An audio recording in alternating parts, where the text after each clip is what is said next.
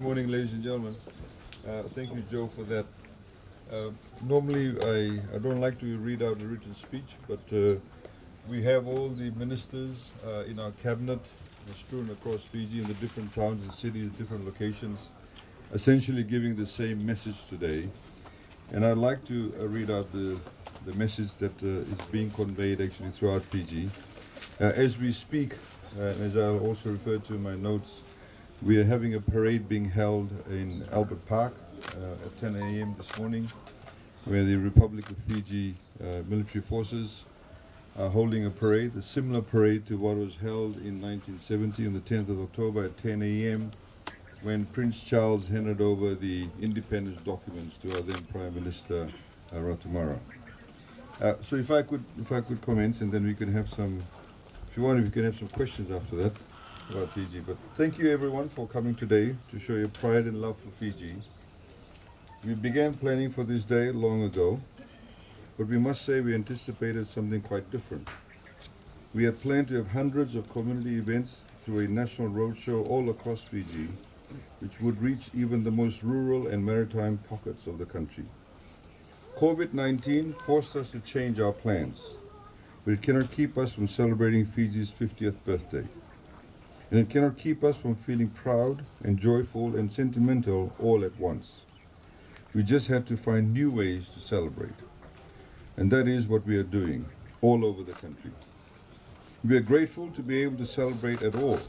In most places in the world, large gatherings are not safe. But because Fiji acted quickly to contain the coronavirus, our people are safe. We should all thank our heroes at our border and in our hospitals for their hard work and sacrifice, which allowed us to live free from the virus. Today, the Republic of Fiji military forces will parade at Albert Park in Suva, where Prince Charles handed over our instruments of independence in 1970, 50 years ago to the day. Our Prime Minister recalled recently how proud he was to see the Union Jack come down and our flag of Fiji blue hoisted in its place. We'd like to ask the Fijians who were there that day, that today, the ones who remember, to think about how they felt that day and to tell your children and grandchildren about it. To the younger citizens among us, Fiji was always an independent country and they cannot imagine anything different. But there was a time when it was all new.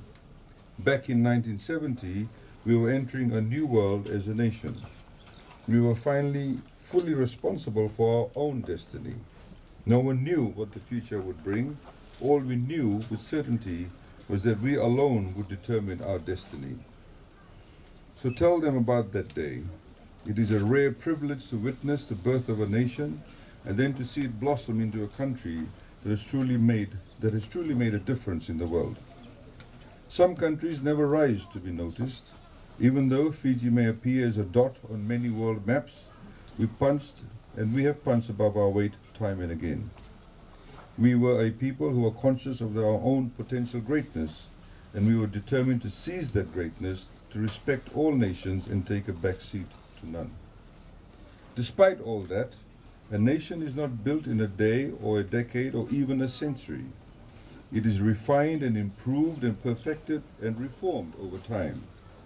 Truly great nations confront their past injustices, change laws that need to be changed, and reform the way they do things. Truly great nations strive constantly to fulfill the promise of their birth, to live up to the ideals that can realize the true potential of their citizens and their country.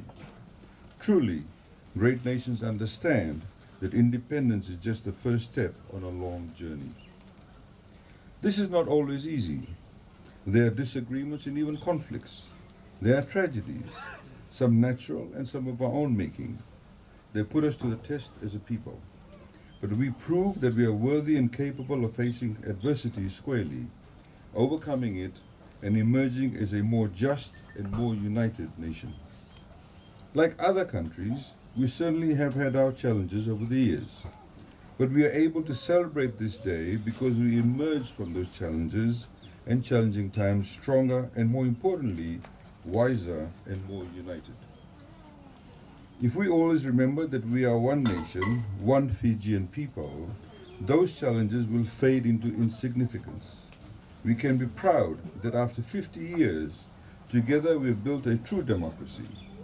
Together we've set a pace of national development unmatched in the Pacific, developing our towns and cities and our rural and maritime areas, extending life-changing services across our islands. We have harnessed nature to power our people's lives. We have built strong institutions which uphold our citizens' vast array of rights under the Fijian Constitution. We think Fijians have a right to be proud of what we have accomplished in 50 years. We were a nation of just 500,000 then.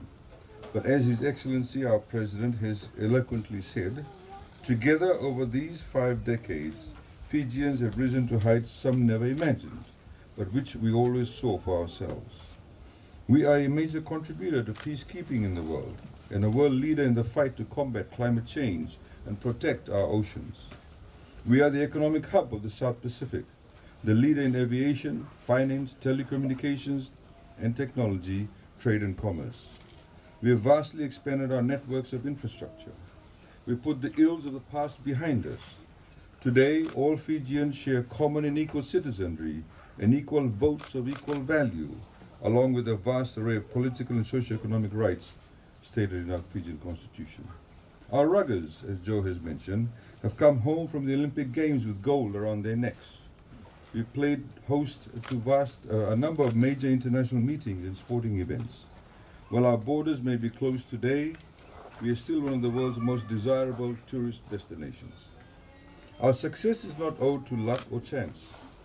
It has come because our people, with their diverse strengths and skill sets, have together propelled Fiji forward both knowingly and unknowingly. Because we have united, because we worked hard, and because we have pooled our talents, we've built a great nation and we've defined it by what it truly means to be a Fijian. And what is that? To be a Fijian is to have courage and optimism. To be a Fijian is to love this country. To be a Fijian is to look after your neighbor and love your neighbor, and look after your fellow citizens, irrespective of their background. To be a resilient people, we must be a strong people, a caring people, and a united people. Together, we have done great things, and together we will do more great things in the next 50 years. My fellow Fijians, even beset by this global pandemic, we must together remain dedicated to the task of taking Fiji forward. It is a labor that is worth the sweat and tears and joy of every Fijian. So on Fiji 50 Day, I urge you to look back and reflect, and look more into the future, because together our best days are yet to come. Thank you. Naka waka lei.